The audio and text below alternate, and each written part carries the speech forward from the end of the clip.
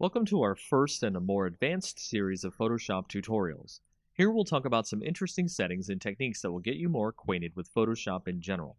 Let's talk about curves. Curves is a setting in Photoshop that allows you to get richer tones and colors in your pictures.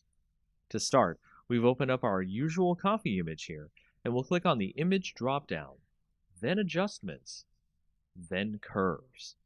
You can also hit Ctrl+M at the same time. Doing this will open the Curves window, which looks like a neat graph chart. In the middle, you should be seeing a line going from the bottom left to the top right. If you want to apply a quick preset which will set the settings for you, you can click the drop-down and change from the default to other settings in the list. Setting the color preset to color negative changes some things here, which we'll explain.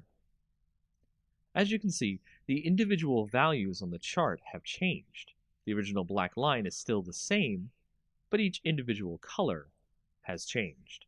This is a permanent way to change the values of the image, but if we wanted to make it something a little less permanent and tweak the settings as we edit our image, we can make a new layer by going to Layer, New Adjustment Layer, and then Curves. This will allow us to have our own layer that we can edit the properties of in the Properties window. So over here in our Properties window, you can see that we can edit our curves just like the image edit we were doing before, but it is not permanent as we can hide or unhide the layer using the I button next to the layer. So the main thing to take away from curves is reading the histogram and placing points. We can place points on the histogram so we can change the color changes anywhere in the image, based on the dark spots or the lighter spots of the image. As you can see on our image, the shadows and highlights of our image aren't very great, so we can edit our colors without much interference. So if we put one point in the middle, one point on the end, and one point on the beginning, we can change the colors and alter them in subtle or more advanced ways. Curves help out many Photoshop users with images that have bad contrast or bad lighting. Use curves next time you have an image that needs tweaking. It's one of the most powerful tools in Photoshop's arsenal. Welcome to our second tutorial in our advanced line of Photoshop tutorials. This time we'll talk about some features that are similar to curves, but do things in a more individual way. Brightness, contrast, and exposure. Just like before, we'll start out with our image available. As before, we could alter the image from the Image drop-down and brightness and contrast under the adjustments, but we'll create a new layer using Layer, New Adjustment Layer, then Brightness and Contrast. That way we can adjust without permanently changing the image. Once in the adjustment layer, we can see that we have a brightness slider and a contrast slider. Tweak your image using these settings. Left is less brightness, making it darker. Right is more, making it lighter. Negative contrast washes out the colors, while positive contrast makes the colors stand out more, but it can make the shadows too dark. Next, we'll add an exposure layer. Go to Layer, New Adjustment Layer, then Exposure Layer. Doing this, you can see we have more sliders here. The exposure slider going from negative to positive can darken and lighten the image much like the previous layers. Offset itself changes the absolute light and darkness in the image, so treat that option with care. Gamma correction allows you to add and subtract gamma, general lighting, to the entire image. It starts out at 1, and going left adds more gamma, while going right subtracts gamma. Using all these options allows you to tweak the image as you see fit, so you can make best use of lighting to get the image you want right for your projects. Welcome to the third advanced tutorial in our Photoshop series. We'll be talking about the hue and saturation layer, which works similar to our other layer and adjustment tutorials. Here I have my own image open from before. To set up a hue and saturation layer, just like before, we'll go to Layer, New Adjustment Layer, then put a new hue and saturation layer down on top of the original image. So with hue and saturation, we can see that we can adjust the layer's color's hue. The saturation, how deep the colors are, or how light they are, to grayscale, or lightness, how dark or light in general the image is. In an image, you can make the colors much more vibrant by sliding the saturation more to the right than usual. Here we can see our copy image stand out much more visually. And if we change the hue towards more of a red spectrum, we can get the copy image to be very strong in color indeed. Use the lightness slider to make sure that things aren't too bright, as extremely vibrant color can be akin to looking into the sun for some viewers of your images. That's all for this tutorial, as you can change images you see fit to make them pop. Welcome to our fourth tutorial in our advanced series. This time, we're going to go with a more exercise-focused approach to help you get more acquainted with what a client wants and needs for their projects. Today's exercise: creating web banner ads for a client. There are many sizes that a client needs for their projects, and when doing web banner ads, you may need to do all or some of them. We'll go over the industry standards so that way you can make the banners needed for your projects. The first size we'll go over is the large leaderboard. It's 970 by 90 pixels. To start, we'll create a new image, and then we'll set the width to 970 and the height to 90. That'll give us the dimensions of the image that we want. We'll create a simple white background here. Then apply a quick text add. Make sure your text is in black so it shows up on the background. Write 10 apples for $3.99. To center the text on the banner, go to Select All, then hit the Center Layer option just below the main menu here. From there, add an image of an apple.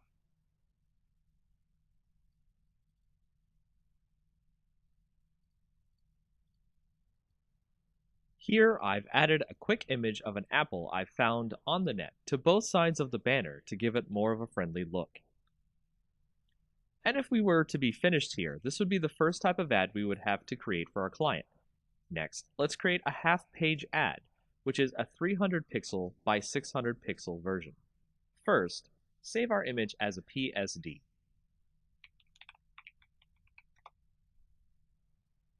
Now, change our image to a 300 by 600 canvas. Go to Image, Canvas Size, and change the inches drop-down to pixels. Here, type in 300 width, 600 height. You'll notice our apples and text is now strangely off screen, and our background isn't fully white. We'll fix all of that and show you how to continue to make other sizes of ads. If you notice, the apple images aren't exactly gone. They're just off screen to the image's canvas. Let's bring those apples back to the top and bottoms of our image now. Then, let's use the paint bucket icon on the left and fill in our white background again. Remember to click the correct layer, which should be the first layer in your order.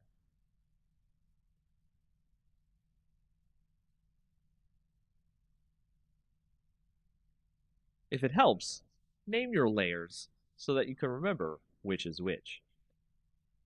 Now that we have our white background again, what about our text? For that, let us change the spacing by pressing Enter on certain parts of the text. Here at Apples should do it. Move the text onto the canvas.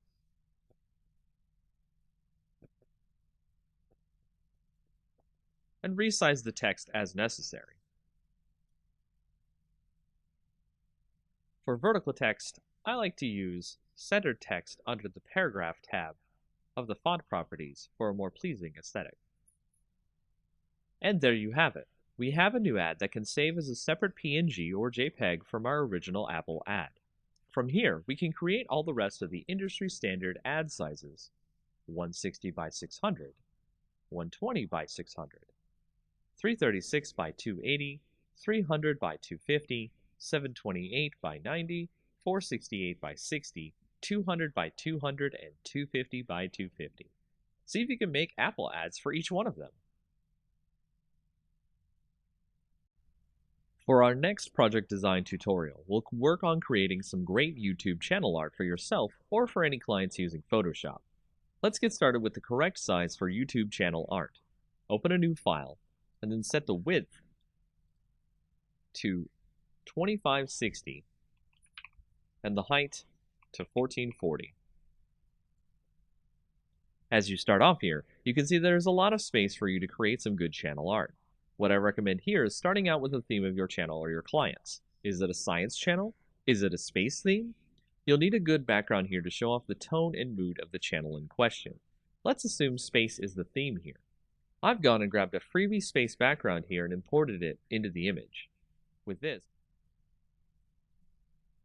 this, we can have a nice canvas of art to build the YouTube's mood and image from. Our imaginary space YouTube is called Deep Cosmos. So let's create a great text effect to show off the name of the channel. First, create your text. Make it large enough to be visible.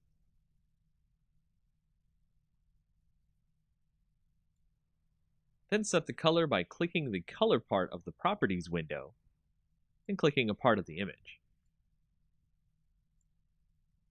Then we'll go into the layer blending option, give it a stroke, then click an inner glow effect. I've also used a different font here to give more of a unique look here.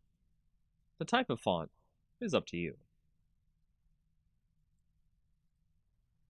I also recommend stacking the text on the right so the rest of the art can breathe and show off the theme for the channel.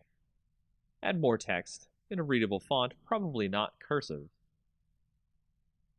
for what the channel is used for, space exploration.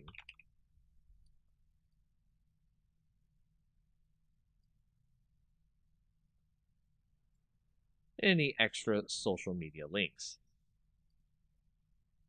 I'd not use any more than 2 fonts on your images as well, as it is a design error to use too many different fonts. And this will create a very basic YouTube channel art that will evoke a great wonder about what the channel is based around, and draw viewers in with its great visual design. In our next project design tutorial, we'll go over how to make a Facebook ad. Facebook ads are similar to the industry standard ad designs, so we'll go over the basics really quick and then design an ad in a standard size. Single ads are the easiest type to do, as the other options Facebook gives you for ads are multiple image ads, video ads, and a few more. As before, we want to open a new image with the correct size. The standard Facebook ad size is 1200 pixels by 618 pixels. Let's open an image with this size now. From here, we'll create an image that really pops for our audience. Let's say we're creating an image for a seafood company. Let's go grab an image of some great lobster dinner. On top of that, you want to make the image have something that stands out for your audience. So adding some text that implies the dinner is irreplaceable or you can't find it anywhere else is to create that type of rarity that clients want their products to have. This is not necessarily true of every ad you make, but a nice quip or message about the product you're advertising will help with the ad. We'll add that in, and then we'll touch up the image by adding a quick inner glow filter, and adding more of a vignette look by adding a dark glow, but only around the inside edges of the image. After that, you're done and ready to continue making more ads for Facebook pages. These are the ads you typically will see in Facebook feeds. In this project design tutorial, we'll go over how to make a Facebook cover page. Facebook cover pages are similar to our YouTube cover pages in that you can make them as expressive as you or the client wants. As before, we want to open a new image with the correct size. The standard Facebook cover size is 851 pixels by 315 pixels. Let's open an image with this size now. From here, we'll do as we did before and create something a little more exciting like our YouTube cover image. Let's make this one about science and grab a picture of a laboratory background. Make sure if you use images, you get them from approved sources. No one wants to use copyrighted images in someone else's project.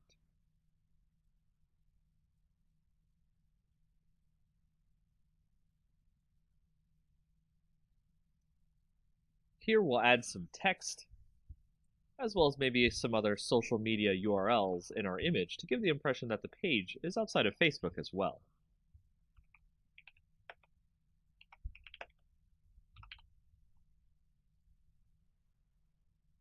Once you've got the look right, it's just as simple as a YouTube cover page.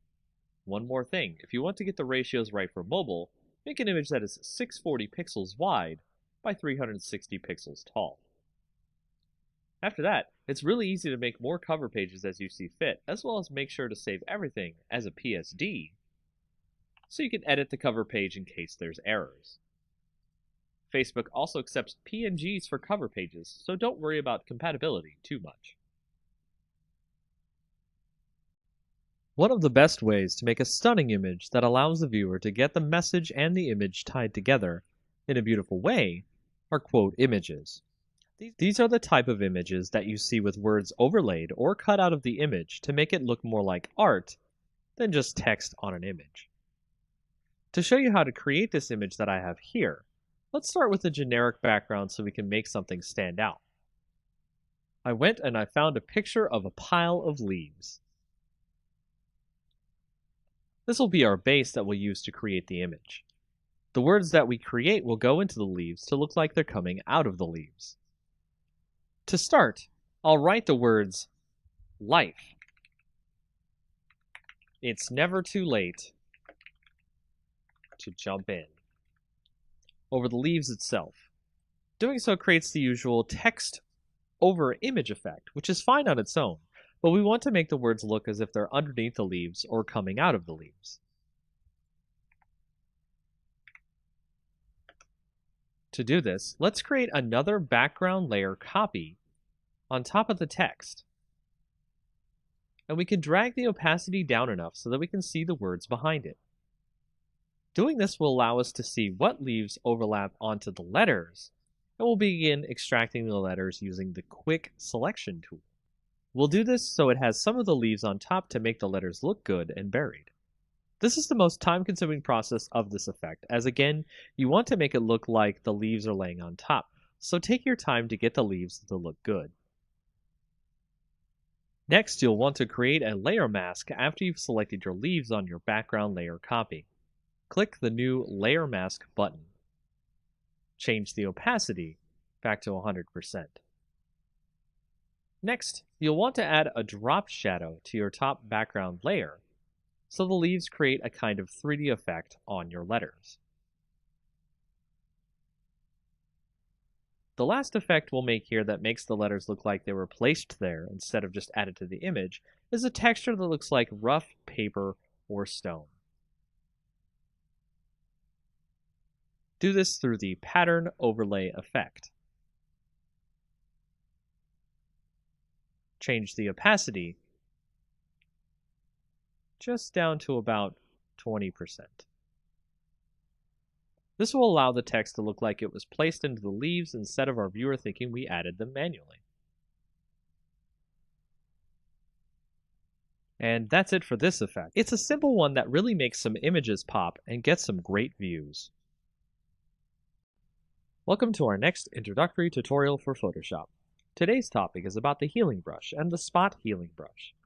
We'll be using it to show you how you can touch up blemishes on a photo. This is great for touching up photos of friends, family, and other things you need to make look good. We'll start by taking a photo of someone having blemishes on their face and opening it in Photoshop.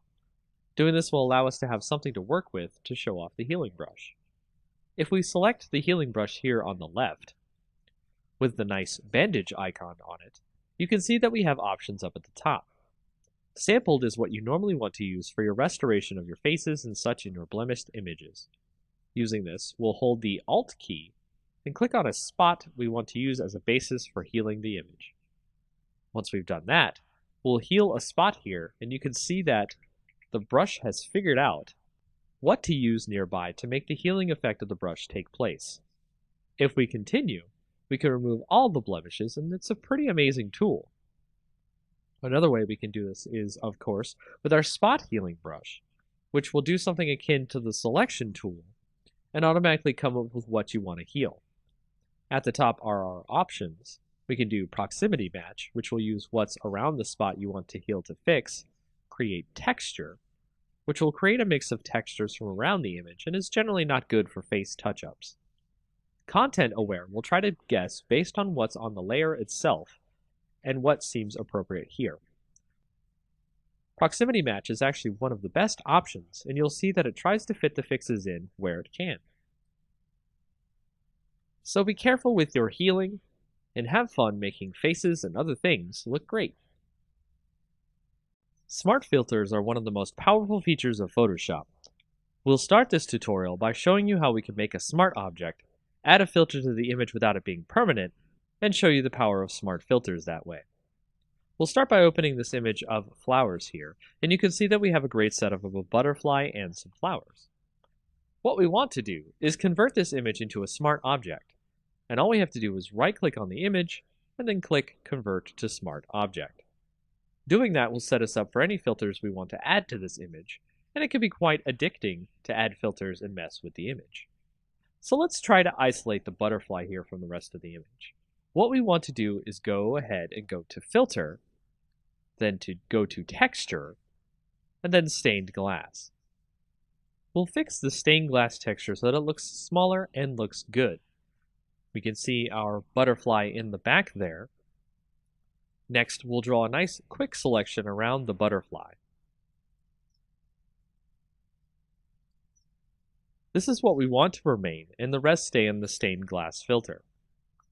Last, we'll press Ctrl-I, which will put all the selection in black and allow us to see the butterfly. From there, we can tighten the mask around the butterfly so it looks like it's floating above the stained glass.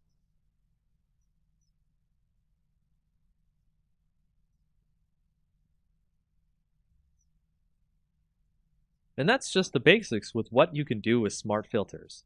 Easy, simple to use, and you don't have to worry about them permanently editing the image this way. This next tutorial will go over the basics of how to create a great image dispersion effect. This effect is great because it looks like the image is being torn apart, but in a way that looks realistic and graphically amazing. Let's learn how to do this together. I've opened up an image of a man here. First, I'll start by creating a duplicate layer of the man in the background. Then I'll lasso over the man in the background layer.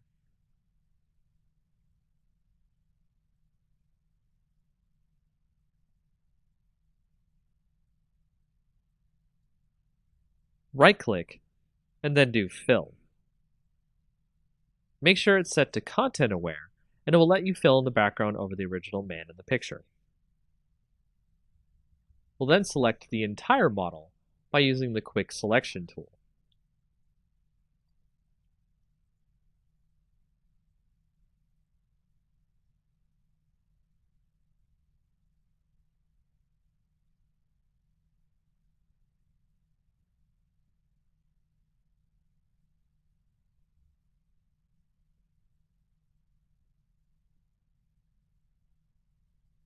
From here, depending on your Photoshop client, you can use Refine Edge or Select and Mask and give more of a refined edge to the hair on the model, so we can pick up individual hairs and outlines. Before clicking OK on the Refine Edge, let's output the selection to a layer mask.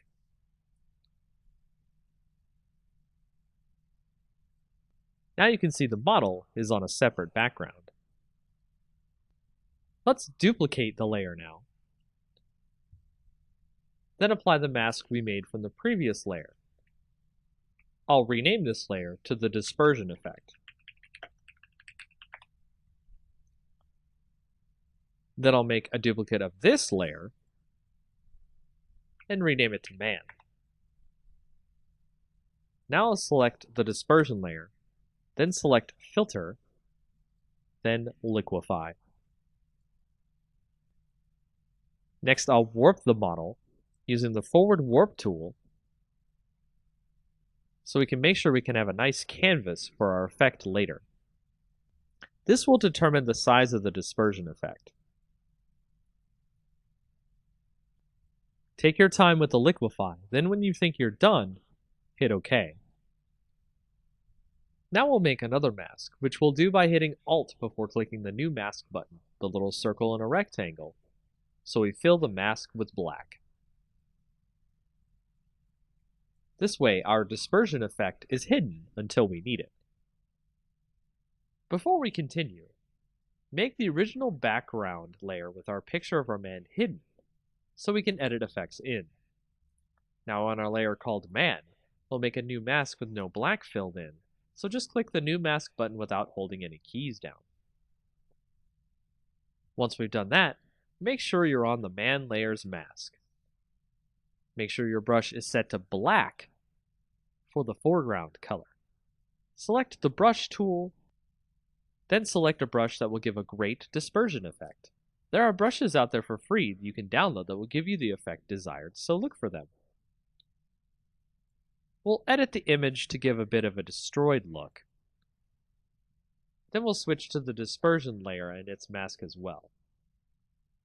Switch the color to white, and start masking in, uncovering, the warped layer we did earlier. This will give you the effect of a dispersion going onto the image and looks really great. Experiment with this feature. It will allow you to create some really interesting images. Welcome back to our next tutorial in Photoshop, where we'll go over how to do a double exposure effect. A double exposure effect is how we'll blend two images together to make an interesting art project pop. Perhaps your client or project will want you to create some striking images here, and doing so through Photoshop, you will definitely wow the viewer of this image. Starting out, let's pick two images that we want to blend together. Here I'll blend an image of a beach ball with an orange. The idea of playing volleyball with a giant orange is pretty hilarious, don't you think? To start blending these two images together, I'll take the image of the orange, use the Quick Selection tool, and select the whole orange. Once I'll do that, I'll copy the orange selection into the image of the volleyball. As you can see here, the orange is way too large to be able to be blended with the volleyball. I'll need to scale the orange down to size. To do this, we'll need to make a copy of the volleyball layer to start off with. Drag the layer and make sure it's the top layer over the orange. Set the opacity to about 50%. Then we'll shrink the orange to about the same size of the volleyball. Do this by clicking the link icon up near the width and height. This way, with the opacity, we can see exactly what size we need the orange at.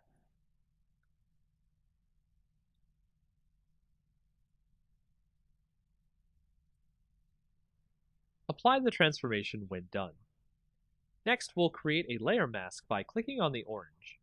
Control-click the image to select all. Then move to the volleyball layer, and click the New Mask button at the bottom.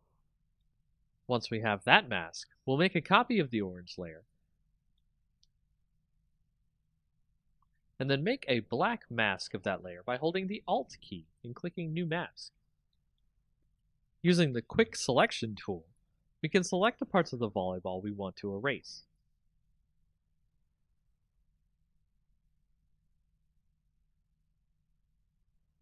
Once we've gotten the image the way we want, you can see that it has this great dual blend effect of having a volleyball that looks like a huge orange. Make sure to leave on the background for the largest effect of showing off the volleyball orange in the scene. Now you know how to use layer masks to blend two images together. Welcome to the next tutorial in our Photoshop series. We'll be doing this tutorial about a great neon text effect for your text. It's a simple effect that will make it really fun to add text to your images of brick walls, or nighttime building photos, and more. First, we'll start out with a brick wall image. Any brick wall image will do, as we will put our text over it and make it glow. Let's add some text now to the image and write neon, probably in a cursive font of some kind. Make sure the font size is large enough to fit into the middle of the image. Next, we'll add a hue and saturation layer to the image, so select the background layer, then go to Layer, click New Adjustment Layer, and then Hue and Saturation. Set the saturation to pretty low, and the lightness as well, but not too dark. We want it to be bright enough that we can see the brick wall. Next, create a new layer which we'll call Clouds. You could do this, of course, by clicking the New Layer button at the bottom, which looks like a new page. Here we'll add clouds to the layer by clicking Filter, then Render, then Clouds. Create a black layer mask on that cloud layer by Alt-clicking the New Layer Mask button. Make sure your Clouds layer is set to divide on the layer mode here. Let's use our brush tool here to uncover some clouds. Set the foreground color to white. Make sure the layer mask is selected. And set the opacity of our brush to about 50%. Make sure your brush hardness is also 0% as well. Once that's done, uncover some clouds behind the neon word.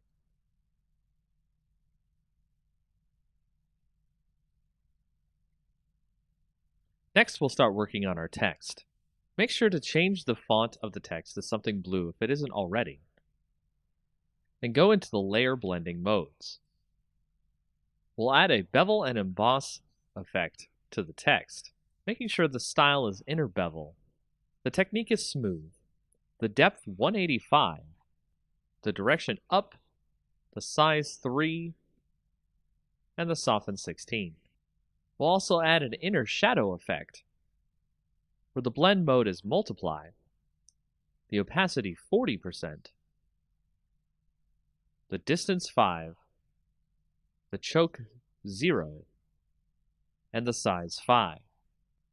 Then we'll add an inner glow effect, where the mode is screen, the opacity 75, the noise 0, the choke 0, and the size 8. Make sure to make the technique here source center. Then hit OK. Create a duplicate layer of that text. Put it below the top layer of text, then convert it to a smart object. Add a Gaussian filter using the Filter dropdown, Blur, then Gaussian Blur. Set the radius to about 11 pixels. Now we'll create the wire that the neon sign is connected to the wall by creating a new layer above the clouds layer. Set your brush first to one with a full hardness and about 13 pixels in width. Use the pen tool here on the layer and click and drag out a line across the layers here in a curvy wave. Right-click on the line and click Stroke Path. Make sure the Simulate Pressure option is turned on. Right-click the path, then click Delete Path. We'll add a blending layer effect to the line, bevel and emboss. Make sure that the depth is 245, size 0, and soften 3. Lastly, we'll add a more soft blue glow to the clouds in another layer. Add another layer on top of this layer, then switch to a soft brush with no hardness, with the size close to the size of our letters. Set the opacity to about 63%. Brush in some blue. Set the layer blending to soft light. And there you have it. Our neon sign is complete. Welcome to our next Photoshop tutorial. This time we'll be doing a great fire text effect. This can create a great illusion of text that looks like it's either made of fire or on fire. We've already started with a great fire effect image we'll use later in the tutorial. We'll proceed by opening a new file, making the height 1280 and the width 720. Change the background to black by using the Paint Bucket tool, and make sure the foreground color is black. Use the Text tool next, and a great tall font. I'll type the word fire here so we can see the effect on it later. Let's go to the blending options on our layer and add an outer glow. Change the color in the box here to F70300, then hit OK. Select the satin blending next and change that color to 872D0F, and hit OK as well. Change the opacity on the satin effect to 100%. Change the distance to 10 pixels, then hit OK. Now select Inner Glow. Change the blend mode to color dodge here. Next, change the color to E5C23B, then hit OK. Change the opacity to 100%, the size to 10 pixels, then hit OK. Now we're done with our text, so hit right-click on the text layer and rasterize our type. Now we're going to fade out the top of our fire text. So use the eraser tool and set the brush to 250 pixels with 0 hardness. Erase some of the text as you see here.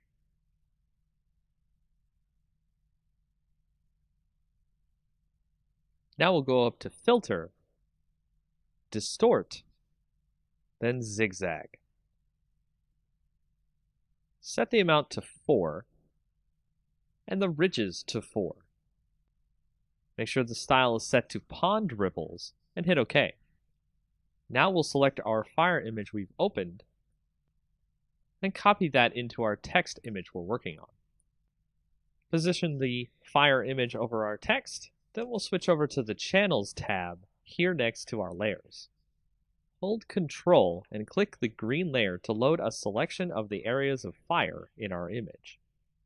Head back to the Layers tab, then press Ctrl J to make a copy of the selection we got from the Channels tab. Delete our original fire layer. Here I'll rename the layer Fire Main to stay organized.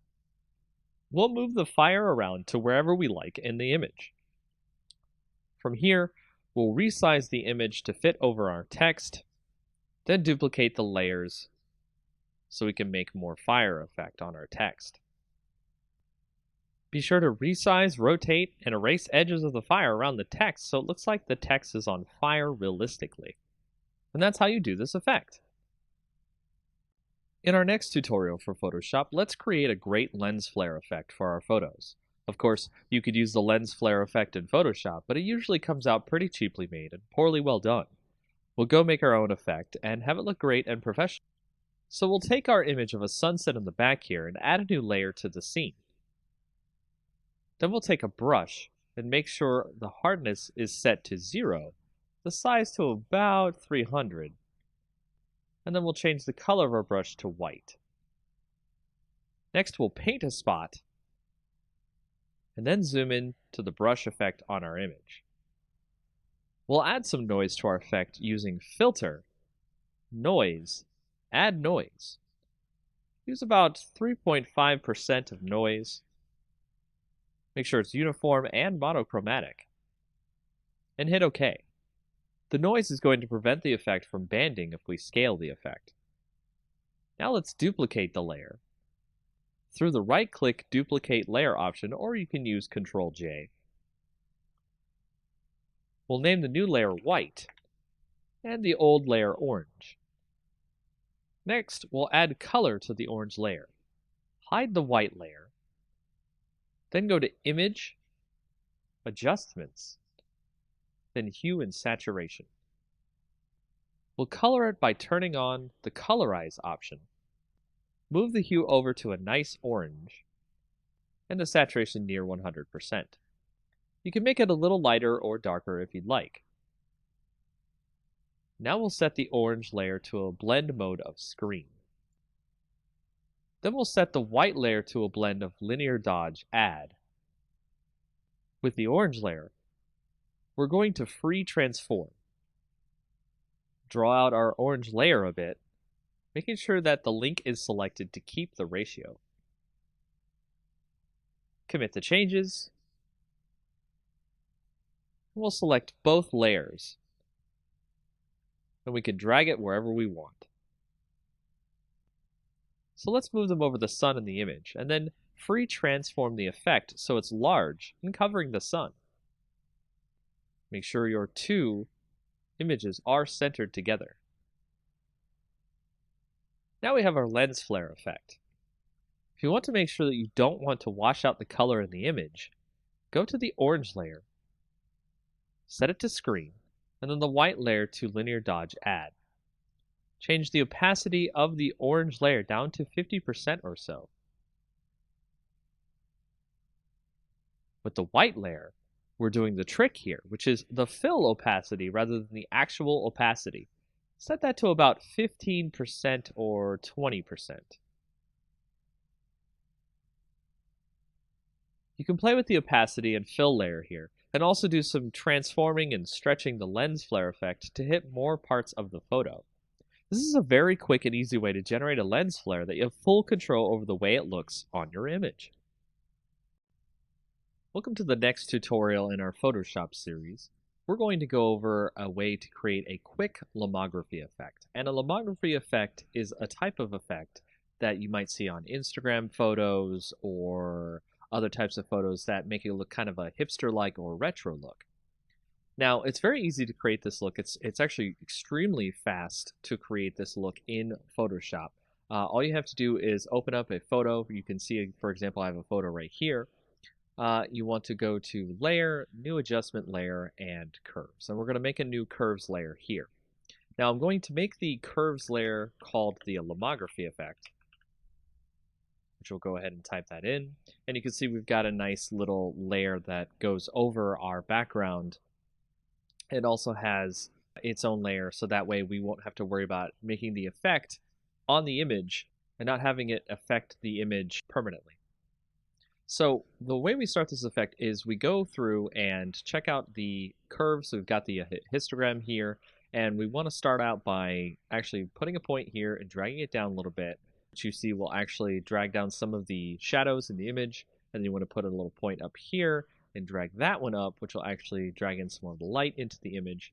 Then we'll go into the red, and we'll actually put a little point there, drag that down a little bit so we can get some more in there. But we actually want to drag the shadows up a little bit so we can get some more darkness, depth to the image. We also want to drag up the end here as well, and go to the green, and do the same thing, drag up a little bit there, drag down a little bit at the top.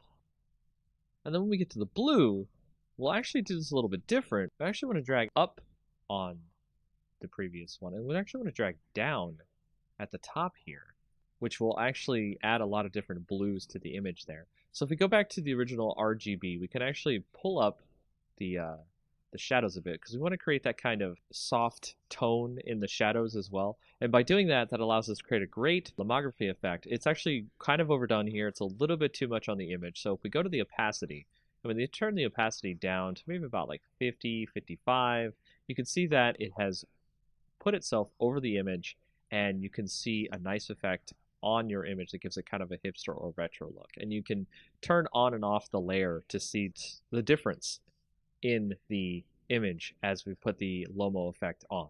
And that's pretty much it for this tutorial. Welcome to our advanced GIMP tutorial, where we'll actually show you a way how to do digital black and white conversion. It's quite an easy effect to do. And we'll start by opening up an image that you might have seen before on a previous tutorial. We'll open that up and we'll show you how we'll be able to do the conversion here. Now, you can do a saturate effect in GIMP as well, but what I like to do is create a new layer. So we'll go over here and we'll go ahead and make a new layer. We'll make that transparent, that's fine. And from there, we'll also create a layer mask. So go ahead and add a layer mask to this layer. Make sure that it's set to white so it's full opacity. And you want to change this layer's mode to saturation. And by changing this layer's mode to saturation, you'll be able to change the opacity on the saturation on the layer. To get the saturation on the layer, you'll go over to the bucket tool and you will put in black on the actual layer itself. And this will create desaturation of the layer, and you'll be able to see the entire layer is in black and white. Now, you can set the opacity on this so the effect is not that dramatic, so you can have some color, you can have less color, all the way up to 100%, so you can change this as you will, instead of just using the saturation effect, which will be one time only. You can use this to great effect to choose the granular control over the black and white conversion effect. Now what you can also do is with this and having the mask, you can go to the original layer itself, use the scissors tool, and you can pick out parts of the image you want to have in color itself. So if you see here, I have picked out some of the glasses to be in color, and the scissors tool is one of the best tools for this as it tries to find the edges of the glasses on our background layer here. And of course you can drag each point to make sure it tries to find all of the different parts of the glasses, and then we'll go ahead and click inside to select it. And if we do that and then go back to our layer mask for our saturation layer, we can go in there and we can select the brush tool, make sure it's set to black because we're going to be painting on the layer mask so we can make the color shine through, and you can just start painting in those glasses there and make those glasses show up in actual color compared to the rest of the image. And that's just a very quick way of how to do digital black and white conversion in GIMP. Welcome to the next in our tutorial series about GIMP. In this next tutorial, we'll go over a quick way how to do a coloring of a sketch that you might scan in or you have received on the internet. And it's really easy to start coloring in GIMP. To start, we'll go ahead and have our sketch open, as you can see right here, and we will go ahead and add a new layer above that sketch. So we'll go ahead and make that a transparent layer, and we will also make sure that that layer is set to multiply instead of normal, because if it is set to normal, you'll just draw the color over the sketch beneath that layer, but with multiply, it actually adds the color over the layer, but in a way so that the previous layer on the bottom shows through. So if you see right here, we've set our color to something that's a little bit more skin toned. Make sure to do that as well, hit OK. And then we will start coloring in over top our sketch. And you can see, just by coloring in here with the color that we picked, a nice skin tone color, you can start to get the sketch to look more like something that is 3D or an actual colored in sketch. Now this is a part of the longer process here, is to color in all the parts you need. So I'm going to do just a really quick once over, so that way it doesn't take too long and you can see the effects, but also we're not too worried about it being too messy. So as you can see there, I've colored in her face on this sketch. What we can also do is switch a little bit to the burn tool. We'll switch to the dodge and burn tool, then we'll switch to burn down here at the bottom on the options, so that way we can put in some shadows in the image where we think where the shadows are. And we can make sure to change your size of your brush. You can use that using the bracket keys on your keyboard. Left bracket, right bracket changes the size of your brush. And we'll brush in some shadows here on the image, right where the shadows seem to be. If you have a sketch that has the shadows on it, it makes it easier for you to burn in some shadows. And every time you click and burn in the shadows, it will stack on top of each other, so it will make the shadows darker and darker as you continue burning. Now you can see that there are lines here that we can easily tell between the color and the shadows. So from there, you can do a little bit of smudging, and smudging allows us to mix the colors together so that way they are not just lines on the picture. So we'll actually turn down the rate here of the smudging so that way it's not too obvious, and we'll start doing a little bit of smudging on the image here. You can make the lines turn into actual colors instead of very apparent as lines. And that is a very quick and easy way to get started with coloring in GIMP. Welcome to the next in our tutorials about GIMP. In this advanced tutorial, we'll show you how to do some tone mapping on the images that you might need to get some extra color or some extra different shadows and cool things that you would like to get on your photos. Starting out, what we'll do is take a picture right here. Like I've got a picture of a good night scene. We'll go ahead and start. We'll create a duplicate layer of the night scene. And what we need to do is create a special enhancement filter called Advanced Tone Mapping. Now, this doesn't normally come with GIMP, so I recommend that you go find a plugin for Advanced Tone Mapping. It's very easy to find on the internet. GIMP itself has a repository of plugins that you're able to find Advanced Tone Mapping. And once you get that and install it into your GIMP plugin folder, you're going to go into GIMP and use Enhance Advanced Tone Mapping under the filters. Then that will show you a pop-up dialog window that you'll want to switch the copies of the merge layer. You want to make it about 5. Press OK. It'll create a bunch of different colors and make the whole thing look really good.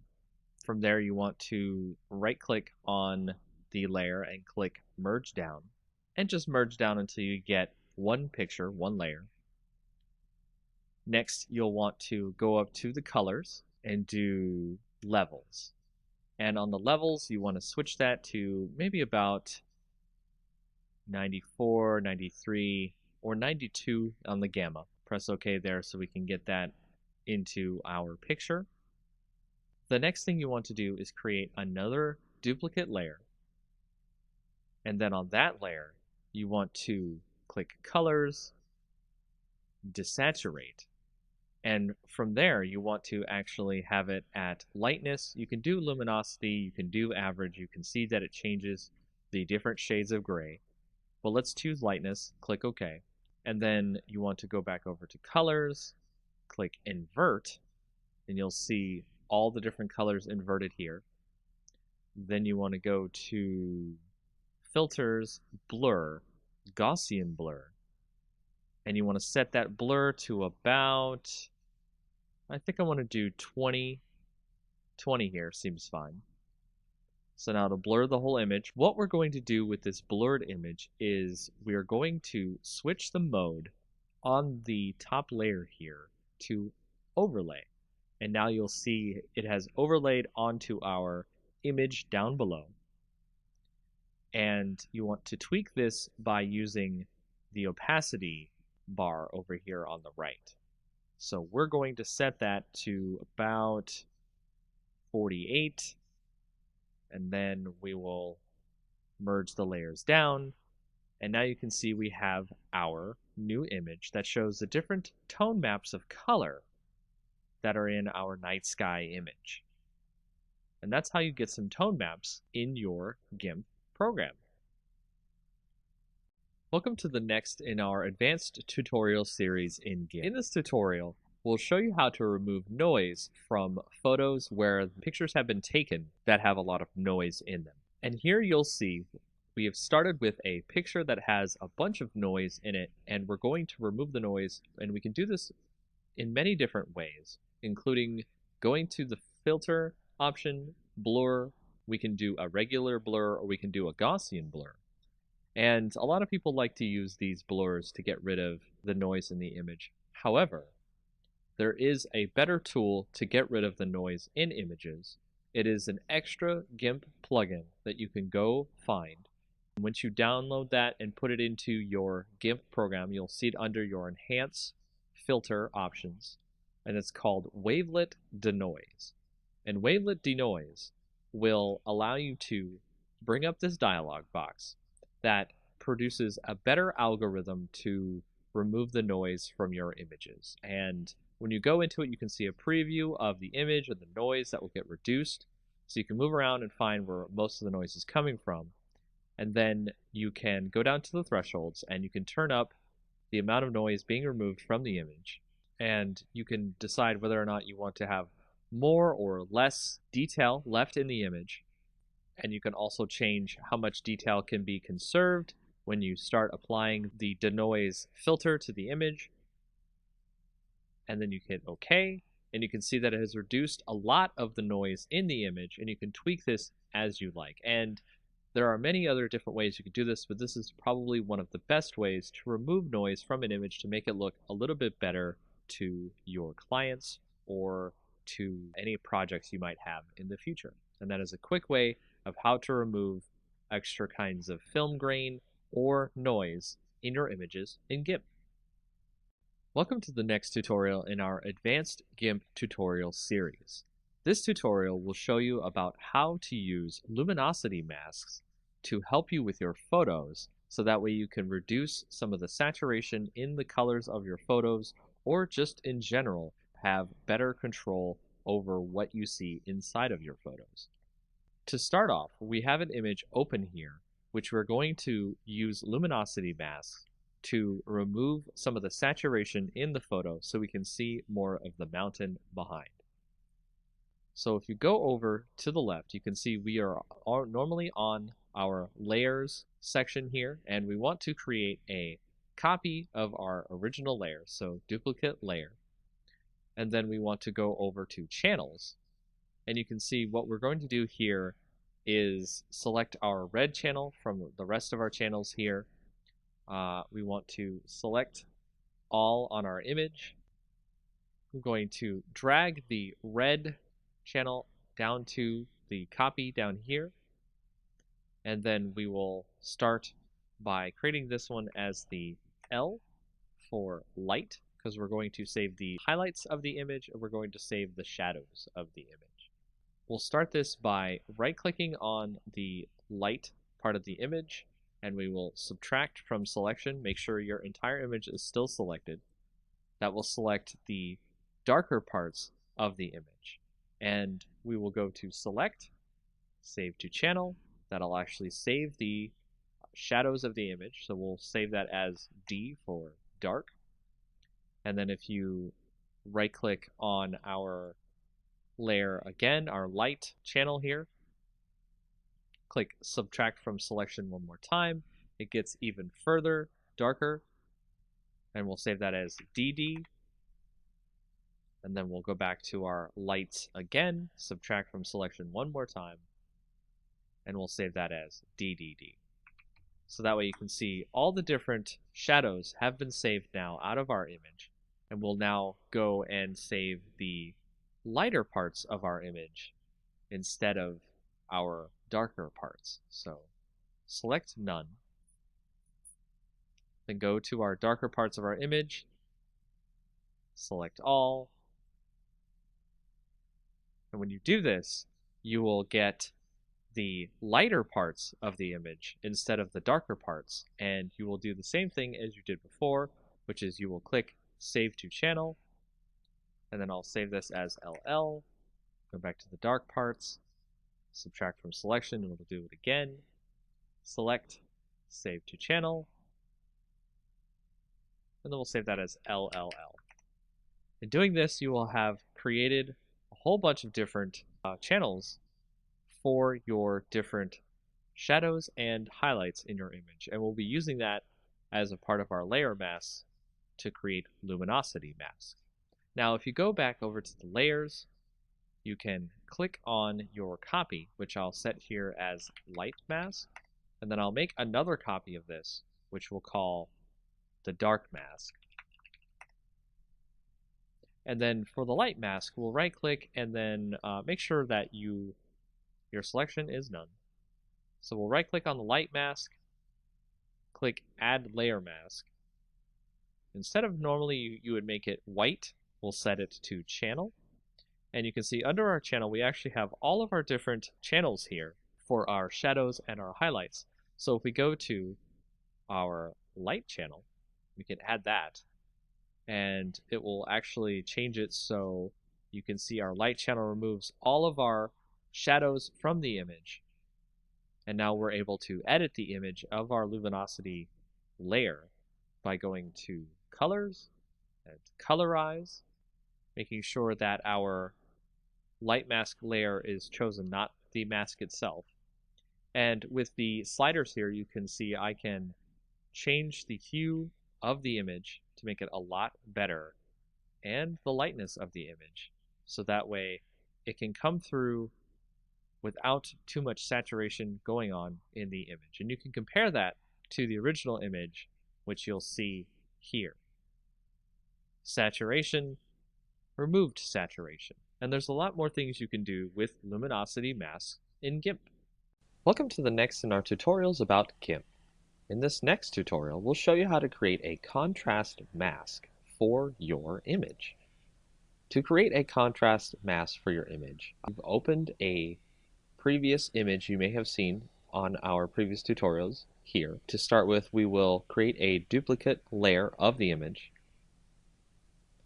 Then on there, we will right-click, click Add Layer Mask, and you want to initialize the layer mask to a grayscale copy of the layer. Then, show the layer mask so we can see what we're looking at. Go over to Colors, Invert, and then you want to also give a filter, Blur, Gaussian Blur. And then set that to about 4 or 5 on the blur radius. Next, go back to your layer mask, click Show Layer Mask to turn it off, and there you can see we have our contrast mask on our layer. Now make sure to set your layer to overlay instead of normal, so that way you can see our contrast on top of our bottom layer in GIMP. And you can change the opacity, so you can change the contrast through this contrast mask in GIMP. And that's all you need to know about making a contrast mask in GIMP. Welcome to the next tutorial in GIMP. This is a very quick tutorial, part 1, about changing background color in GIMP. It's actually a very quick way to do this in GIMP, especially if you have an image that already has a background color you'd like to remove. So the fastest way to change the color in your background is go up to Colors, Color to Alpha, and then you will see that there will be a color picker that you can pick down here, a little drop down box from blank color to alpha, and then you can click on this little eyedropper here, click on the image, then go back to your color picker, press OK, and you'll see on the preview that it has removed the color from your background. Click OK there. The color will have been removed from your background. You may now add a new layer to your image. Make sure to have it as a transparent layer. Drag that layer beneath your current layer, which you removed your color by putting it into alpha. And then you can use the bucket fill tool to switch to any other color you'd like to add to your image. And that is the very basics about changing a background color in GIMP. Welcome to the next in our tutorials about GIMP. In this tutorial, we're going to show you how to change the background color in GIMP. This will be part 2 of our tutorials showing you how to change the background color. Another way you can change the background color in GIMP that is quite easy is go to your image, right-click, add an alpha channel if it doesn't have one already, and then from there you want to use the fuzzy select tool to select the part of the image you would like to delete to give ourselves a transparency. So you can see here it has selected all of the color besides the text itself, and if we were to continue from here, it would actually get rid of the background except for the other colors that we need to get rid of inside of the letters. To add the circles inside the text, you want to hold down the Shift button, which will add a plus symbol next to your fuzzy selector, and you can now add those bits inside the text into your selection. And doing so will allow you to delete all the parts of the image you want to get your alpha channel. So once you're finished there, just hit delete on your keyboard, and you'll see the background is now fully removed. And just like before, you can add a new layer with a transparency, put that below your current layer, and add a new color to your image by using the bucket fill tool. And that's another way about changing background color in GIMP. In our next tutorial in GIMP, we're going to show you what some of the blur filters can do to our images and add extra cool effects that might not be available elsewhere. We'll start by using our blur, Gaussian blur, motion blur, and pixelize blur filters, and that way you can see all the neat types of things you can do with your image. As you can see, we started with a bunch of duplicate layers of our original image and renamed them to blur, Gaussian blur, motion blur, and pixelize. From there, we can select our blur layer, turn that visibility on, and then go up to the filters, blur, and then blur. And it'll add a subtle blur effect to the image. You can see it on here. It's now much different from the original image. The details have been lost. And then we'll go up to our Gaussian blur, turn that visibility on, go to filters, blur, Gaussian blur, and we'll turn the blur radius to about 11 seems fine. That's our Gaussian blur. And then we'll go to motion blur, turn that one on, go to filters, blur, motion blur. We're going to make it a zoom, maybe about the center of the image here. The length of the zoom we'll put about 28. And it'll take a little bit longer to do this effect if your image is large. So now you can see that there is a kind of rush to get to the mountain look to the image. It's really cool. Then we'll go to our pixelize layer. Go to there, go to filter, blur, pixelize, and it'll create a kind of chunky pixel look to the image. So it'll actually kind of blur it out in something that's kind of like if you censor an image or protect someone's face or anything like that, you might see somebody has done something like this. So we'll set the pixel width to 7 and the pixel height to 7. And that is the pixelized blur on our image. So if we want to go back to regular blur, let's remove all the different visibilities of the other image. And we can change the opacity on this blur, so we can change how much of the blur obscures the image, which is okay. If we go to Gaussian blur, we can do this with our opacity in such a way where we create kind of a hazy look to the image. You can see it looks like it's in some sort of a dream. Then to motion blur, if you wanted to change the opacity on there, it creates more of a kind of like ray-like effect coming out from the image itself. So you can dial that in as much as you want or as you like. Then if we go to pixelize, we can do the same thing where we can turn the opacity up or down on that, but it just changes whether or not the blocks show up. What we can do here is we can select part of the image and we can create kind of a border in the image. And to do that, we've selected a spot in the image. And then you'll want to go to the pixelize layer, add a layer mask, make it the selection that we've just put onto our layer, but invert the mask because we want a border on the inside and not just the inside of the selection as our pixelized blur.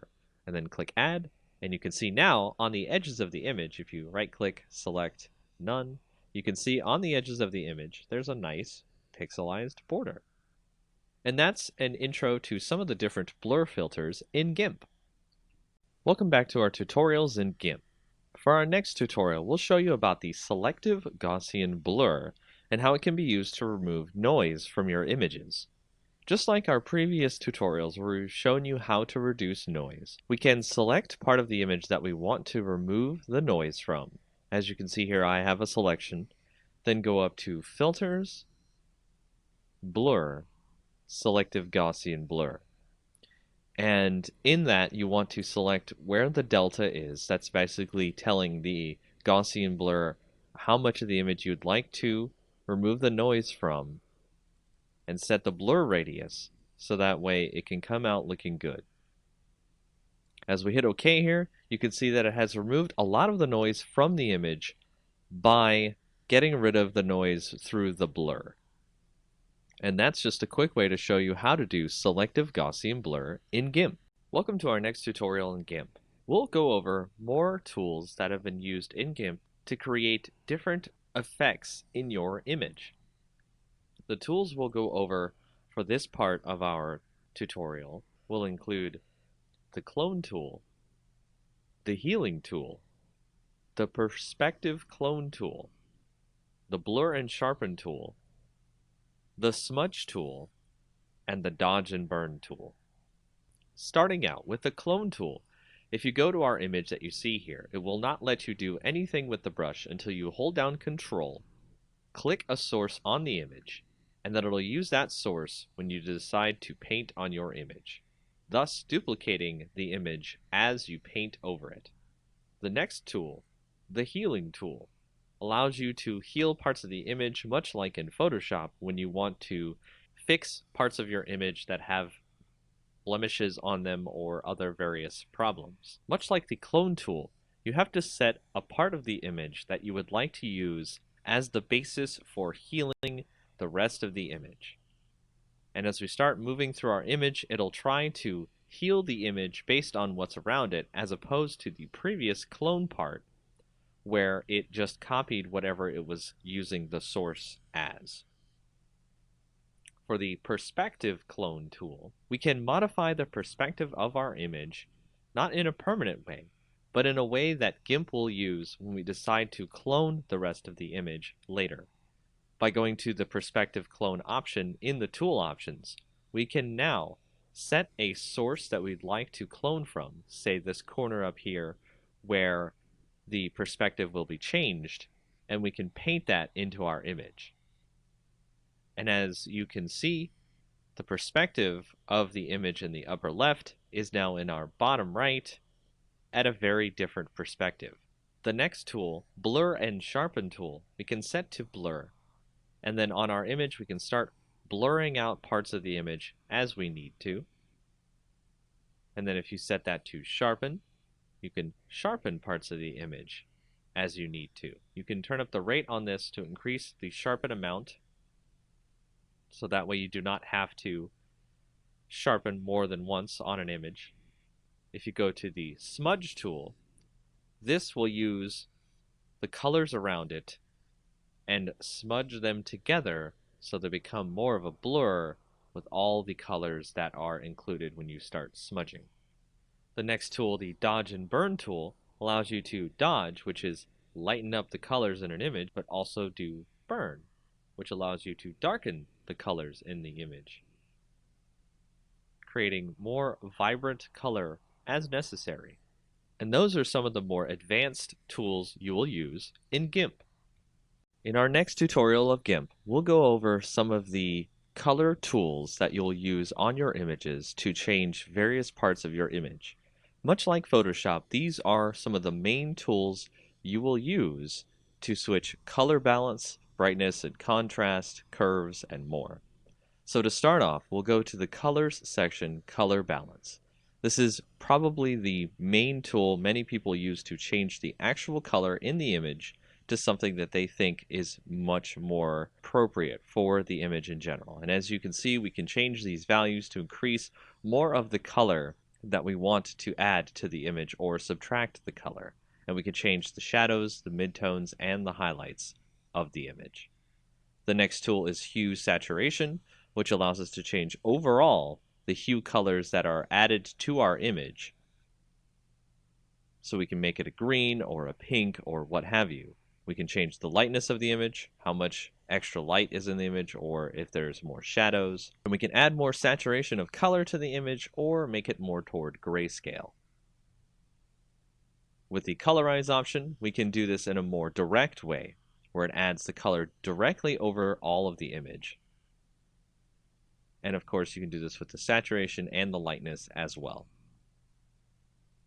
With the brightness contrast, we can change the brightness to be less on the image, the contrast to be more, and vice versa.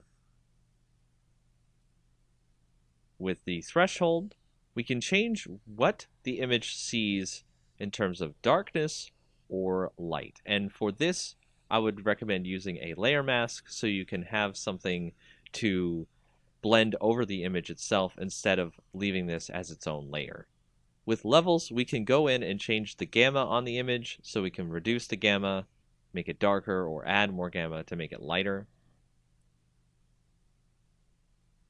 With the curves, this is much like Photoshop, where you have a histogram, and you can set the points on the curves to drag down the shadows, increase the highlights, and change the way the image looks on a very granular basis.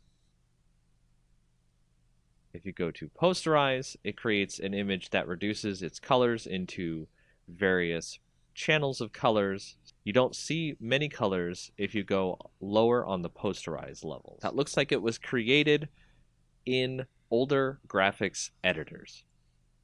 If you go to desaturate, we've been using this in a lot of our previous tutorials where we can desaturate by removing the colors from the image, and we can choose based on the luminosity, the average, or the lightness in the image. And that is just a quick overview of all the different color tools you could use in GIMP. Welcome to our next tutorial in GIMP.